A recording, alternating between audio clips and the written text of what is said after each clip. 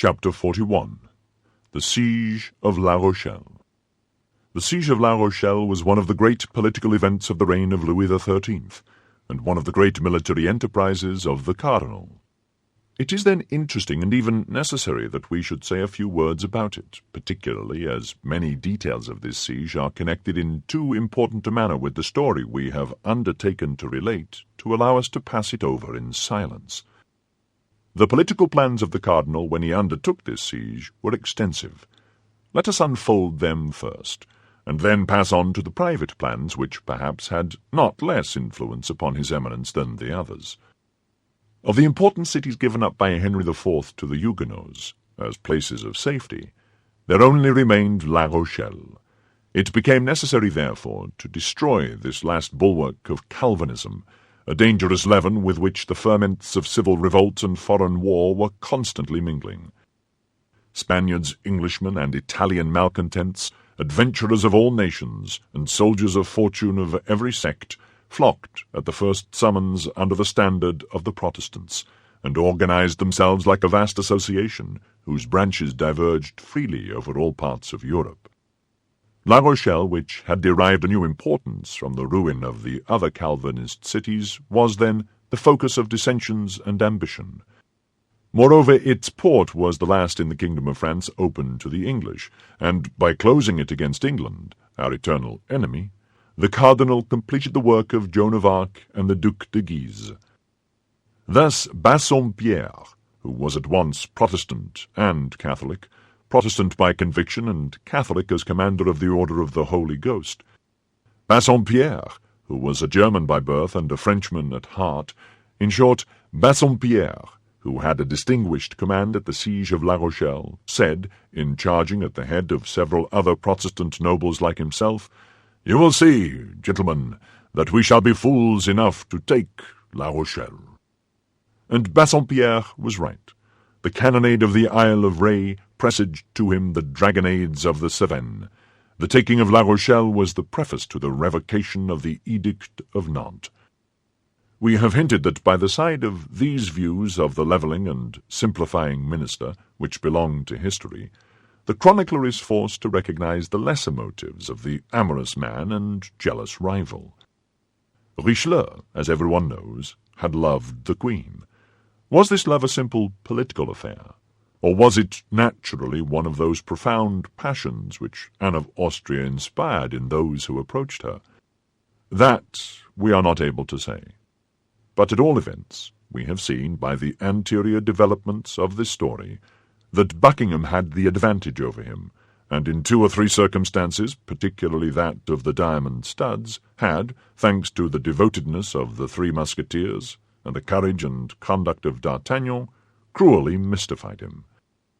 It was then Richelieu's object not only to get rid of an enemy of France, but to avenge himself on a rival. But this vengeance must be grand and striking and worthy in every way of a man who held in his hand, as his weapon for combat, the forces of a kingdom. Richelieu knew that in combating England he combated Buckingham, that in triumphing over England he triumphed over Buckingham. In short, that in humiliating England in the eyes of Europe, he humiliated Buckingham in the eyes of the Queen. On his side, Buckingham, in pretending to maintain the honour of England, was moved by interests exactly like those of the Cardinal. Buckingham also was pursuing a private vengeance. Buckingham could not, under any pretence, be admitted into France as an ambassador. He wished to enter it as a conqueror. It resulted from this that the real stake in this game, which the 2 most powerful kingdoms played for the good pleasure of 2 amorous men, was simply a kind look from Anne of Austria. The first advantage had been gained by Buckingham.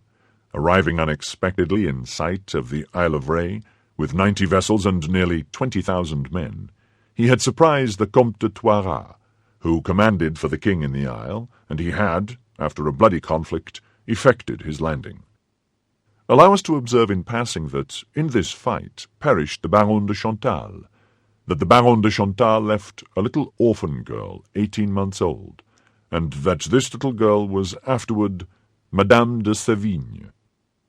The Comte de Toiras retired into the citadel, Saint-Martin, with his garrison, and threw 100 men into a little fort called the Fort of La Prée. This event had hastened the resolutions of the cardinal, and till the king and he could take command of the siege of La Rochelle, which was determined, he had sent Monsieur to direct the first operations, and had ordered all the troops he could dispose of to march toward the theatre of war. It was of this detachment, sent as a vanguard, that our friend D'Artagnan formed a part. The king, as we have said, was to follow as soon as his bed of justice had been held, but on rising from his bed of justice on the 28th of June, he felt himself attacked by fever. He was, notwithstanding, anxious to set out, but his illness becoming more serious, he was forced to stop at Villeroy. Now, whenever the king halted, the musketeers halted. It followed that D'Artagnan, who was as yet purely and simply in the guard, found himself, for the time at least, separated from his good friends, Athos, Porthos, and Aramis. This separation, which was no more than an unpleasant circumstance, would have certainly become a cause of serious uneasiness if he had been able to guess by what unknown dangers he was surrounded. He, however, arrived without accident in the camp established before La Rochelle, of the 10th of the month of September of the year 1627. Everything was in the same state. The Duke of Buckingham and his English, masters of the Isle of Ré, continued to besiege, but without success, the citadel Saint-Martin and the fort of La Prée. And hostilities with La Rochelle had commenced 2 or 3 days before about a fort which the Duc d'Angoulême had caused to be constructed near the city. The guards, under the command of M. Dessessart, took up their quarters at the Minimes, but, as we know, D'Artagnan, possessed with ambition to enter the musketeers, had formed but few friendships among his comrades, and he felt himself isolated and given up to his own reflections. His reflections were not very cheerful. From the time of his arrival in Paris, he had been mixed up with public affairs, but his own private affairs had made no great progress, either in love or fortune. As to love, the only woman he could have loved was Madame Bonacieux, and Madame Bonacieux had disappeared, without his being able to discover what had become of her. As to fortune, he had made, he, humble as he was, an enemy of the cardinal, that is to say, of a man before whom trembled the greatest men of the kingdom, beginning with the king. That man had the power to crush him, and yet he had not done so. For a mind so perspicuous as that of D'Artagnan, this indulgence was a light by which he caught a glimpse of a better future. Then he had made himself another enemy, less to be feared, he thought, but nevertheless he instinctively felt not to be despised. The enemy was Milady. In exchange for all this, he had acquired the protection and goodwill of the Queen, but the favour of the Queen was at the present time an additional cause of persecution, and her protection, as it was known, protected badly, as witness Chalais and Madame Bonacieux. What he had clearly gained in all this was the diamond, worth 5,000 or 6,000 livres, which he wore on his finger. And even this diamond, supposing that D'Artagnan, in his projects of ambition, wished to keep it, to make it some day a pledge for the gratitude of the Queen, had not, in the meanwhile, since he could not part with it, more value than the gravel he trod under his feet. We say the gravel he trod under his feet, for D'Artagnan made these reflections while walking solitarily along a pretty little road which led from the camp to the village of Angoutin. Now these reflections had led him further than he intended, and the day was beginning to decline when, by the last ray of the setting sun, he thought he saw the barrel of a musket glitter from behind a hedge. D'Artagnan had a quick eye and a prompt understanding. He comprehended that the musket had not come there of itself, and that he who bore it had not concealed himself behind a hedge with any friendly intentions. He determined, therefore, to direct his course as clear from it as he could, when, on the opposite side of the road, from behind a rock, he perceived the extremity of another musket. This was evidently an ambuscade. The young man cast a glance at the first musket, and saw with a certain degree of inquietude that it was levelled in his direction, but as soon as he perceived that the orifice of the barrel was motionless, he threw himself upon the ground. At the same instant the gun was fired, and he heard the whistling of a ball pass over his head. No time was to be lost. D'Artagnan sprang up with a bound, and at the same instant the ball from the other musket tore up the gravel on the very spot on the road where he had thrown himself with his face to the ground. D'Artagnan was not one of those foolhardy men who seek a ridiculous death, in order that it may be said of them that they did not retreat a single step. Besides, courage was out of the question here. D'Artagnan had fallen into an ambush. "If there is a third shot," said he to himself, "I am a lost man." He immediately therefore took to his heels, and ran toward the camp, with the swiftness of the young men of his country, so renowned for their agility. But whatever might be his speed, the first who fired, having had time to reload, fired a second shot, and this time so well aimed that it struck his hat, and carried it 10 paces from him. As he, however, had no other hat, he picked up this as he ran, and arrived at his quarters very pale and quite out of breath. He sat down without saying a word to anybody, and began to reflect. This event might have 3 causes. The first and the most natural was that it might be an ambuscade of the Rochellais, who might not be sorry to kill one of his Majesty's guards, because it would be an enemy the less, and this enemy might have a well-furnished purse in his pocket. D'Artagnan took his hat, examined the hole made by the ball, and shook his head. The ball was not a musket ball. It was an arquebus ball. The accuracy of the aim had first given him the idea that a special weapon had been employed. This could not then be a military ambuscade, as the ball was not of the regular caliber. This might be a kind remembrance of Monsieur the Cardinal. It may be observed that at the very moment when, thanks to the ray of the sun, he perceived the gun-barrel, he was thinking with astonishment on the forbearance of his Eminence with respect to him. But D'Artagnan again shook his head. For people toward whom he had but to put forth his hand, his Eminence had rarely recourse to such means. It might be a vengeance of Milady. That was most probable. He tried in vain to remember the faces or dress of the assassins. He had escaped so rapidly that he had not had leisure to notice anything. "Ah, my poor friends," murmured D'Artagnan, "where are you? And that you should fail me." D'Artagnan passed a very bad night. 3 or 4 times he started up, imagining that a man was approaching his bed for the purpose of stabbing him. Nevertheless, day dawned without darkness having brought any accident. But D'Artagnan well suspected that that which was deferred was not relinquished. D'Artagnan remained all day in his quarters, assigning as a reason to himself that the weather was bad. At 9 o'clock the next morning, the drums beat to arms. The Duc d'Orléans visited the posts. The guards were under arms, and D'Artagnan took his place in the midst of his comrades. Monsieur passed along the front of the line. Then all the superior officers approached him to pay their compliments. Monsieur Dessessart, captain of the guards, as well as the others. At the expiration of a minute or 2, it appeared to D'Artagnan that Monsieur Dessessart made him a sign to approach. He waited for a fresh gesture on the part of his superior, for fear he might be mistaken, but this gesture being repeated, he left the ranks and advanced to receive orders. "Monsieur is about to ask for some men of good-will for a dangerous mission, but one which will do honor to those who shall accomplish it, and I made you a sign in order that you might hold yourself in readiness." "Thanks, my captain," replied D'Artagnan, who wished for nothing better than an opportunity to distinguish himself under the eye of the lieutenant-general. In fact, the Rochellais had made a sortie during the night, and had retaken a bastion of which the royal army had gained possession 2 days before. The matter was to ascertain by reconnoitring how the enemy guarded this bastion. At the end of a few minutes, Monsieur raised his voice and said, "I want for this mission 3 or 4 volunteers, led by a man who can be depended upon."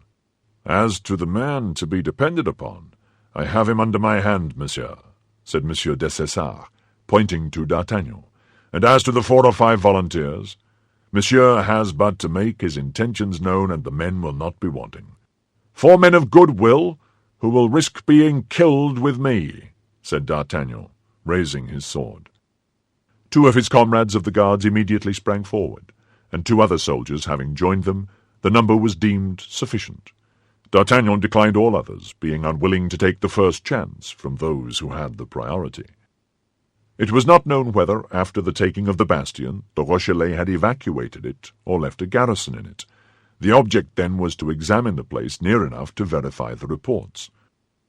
D'Artagnan set out with his 4 companions, and followed the trench. The 2 guards marched abreast with him, and the 2 soldiers followed behind. They arrived thus, screened by the lining of the trench, till they came within 100 paces of the bastion. There, on turning round, D'Artagnan perceived that the 2 soldiers had disappeared. He thought that, beginning to be afraid, they had stayed behind, and he continued to advance. At the turning of the counterscarp, they found themselves within about 60 paces of the bastion. They saw no one, and the bastion seemed abandoned. The 3 composing our forlorn hope were deliberating whether they should proceed any further, when all at once a circle of smoke enveloped the giant of stone, and a dozen balls came whistling around D'Artagnan and his companions. They knew all they wished to know. The bastion was guarded. A longer stay in this dangerous spot would have been useless imprudence. D'Artagnan and his 2 companions turned their backs, and commenced a retreat which resembled a flight. On arriving at the angle of the trench, which was to serve them as a rampart, one of the guardsmen fell. A ball had passed through his breast. The other, who was safe and sound, continued his way toward the camp. D'Artagnan was not willing to abandon his companion thus, and stooped to raise him and assist him in regaining the lines. But at this moment 2 shots were fired. One ball struck the head of the already wounded guard, and the other flattened itself against a rock, after having passed within 2 inches of D'Artagnan. The young man turned quickly round, for this attack could not have come from the bastion, which was hidden by the angle of the trench. The idea of the 2 soldiers who had abandoned him occurred to his mind, and with them he remembered the assassins of 2 evenings before. He resolved this time to know with whom he had to deal, and fell upon the body of his comrade as if he were dead. He quickly saw 2 heads appear above an abandoned work within 30 paces of him. They were the heads of the 2 soldiers. D'Artagnan had not been deceived. These 2 men had only followed for the purpose of assassinating him, hoping that the young man's death would be placed to the account of the enemy. As he might be only wounded and might denounce their crime, they came up to him with the purpose of making sure. Fortunately, deceived by D'Artagnan's trick, they neglected to reload their guns. When they were within 10 paces of him, D'Artagnan, who in falling had taken care not to let go his sword, sprang up close to them. The assassins comprehended that if they fled towards the camp without having killed their man, they should be accused by him. Therefore their first idea was to join the enemy. One of them took his gun by the barrel and used it as he would a club. He aimed a terrible blow at D'Artagnan, who avoided it by springing to one side. But by this movement he left a passage free to the bandit, who darted off toward the bastion. As the Rochellais who guarded the bastion were ignorant of the intentions of the man they saw coming toward them, they fired upon him, and he fell, struck by a ball which broke his shoulder. Meantime D'Artagnan had thrown himself upon the other soldier, attacking him with his sword. The conflict was not long.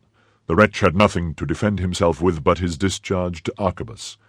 The sword of the guardsman slipped along the barrel of the now useless weapon, and passed through the thigh of the assassin, who fell. D'Artagnan immediately placed the point of his sword at his throat.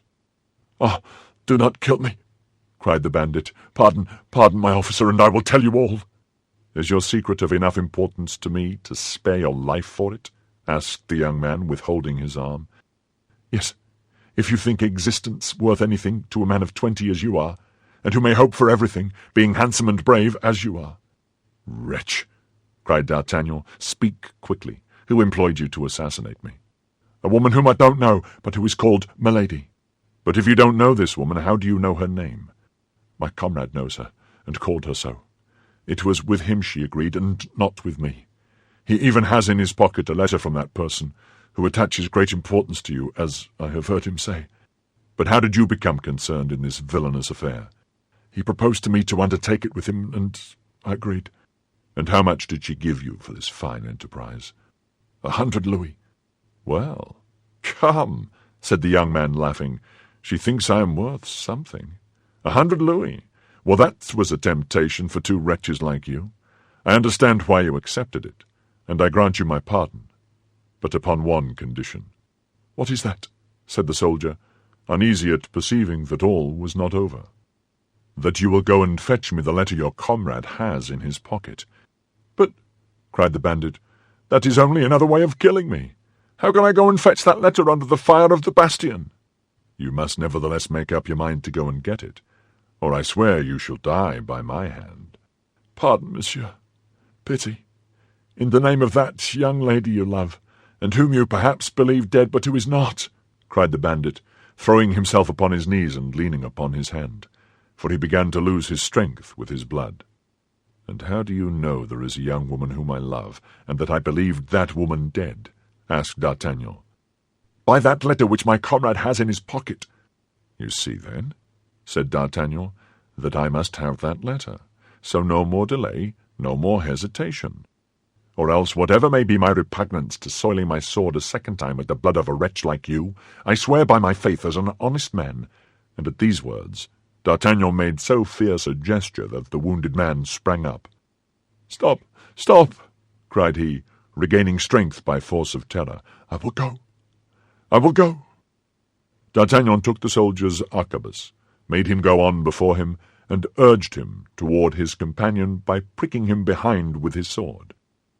It was a frightful thing to see this wretch, leaving a long track of blood on the ground he passed over, pale with approaching death, trying to drag himself along without being seen to the body of his accomplice, which lay 20 paces from him. Terror was so strongly painted on his face, covered with a cold sweat, that D'Artagnan took pity on him, and casting upon him a look of contempt, "Stop," said he, "I will show you the difference between a man of courage and such a coward as you. Stay where you are. I will go myself." And with a light step, an eye on the watch, observing the movements of the enemy and taking advantage of the accidents of the ground, D'Artagnan succeeded in reaching the second soldier. There were 2 means of gaining his object: to search him on the spot, or to carry him away, making a buckler of his body, and search him in the trench. D'Artagnan preferred the second means, and lifted the assassin onto his shoulders at the moment the enemy fired. A slight shock, the dull noise of 3 balls which penetrated the flesh, a last cry, a convulsion of agony, proved to D'Artagnan that the would-be assassin had saved his life. D'Artagnan regained the trench, and threw the corpse beside the wounded man, who was as pale as death. Then he began to search. A leather pocket-book, a purse in which was evidently a part of the sum which the bandit had received, with a dice-box and dice, completed the possessions of the dead man. He left the box and dice where they fell, threw the purse to the wounded man, and eagerly opened the pocket-book.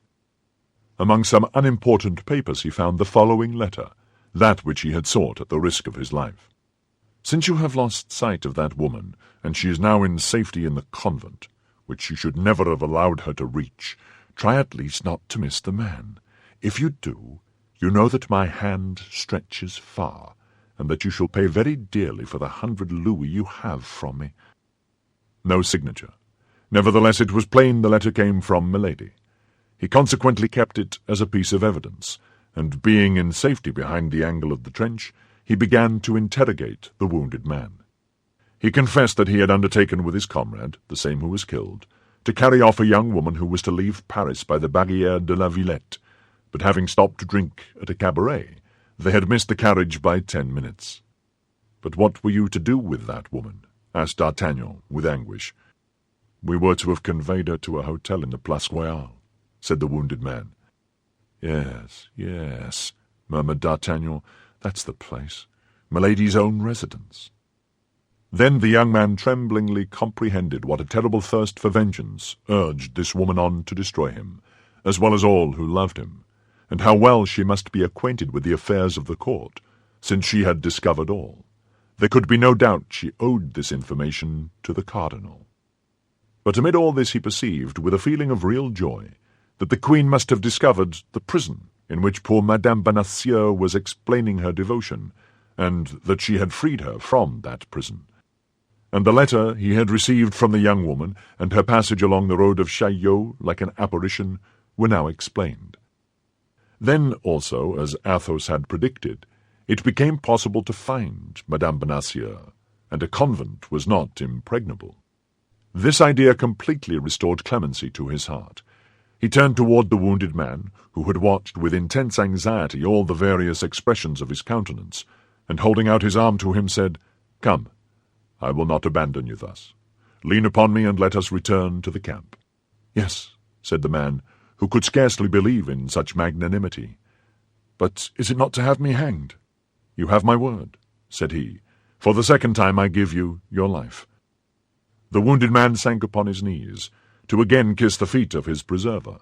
But D'Artagnan, who had no longer a motive for staying so near the enemy, abridged the testimonials of his gratitude. The guardsman who had returned at the first discharge announced the death of his 4 companions. They were therefore much astonished and delighted in the regiment when they saw the young man come back safe and sound. D'Artagnan explained the sword wound of his companion by a sortie which he improvised. He described the death of the other soldier and the perils they had encountered. This recital was for him the occasion of veritable triumph. The whole army talked of this expedition for a day, and Monsieur paid him the compliments upon it.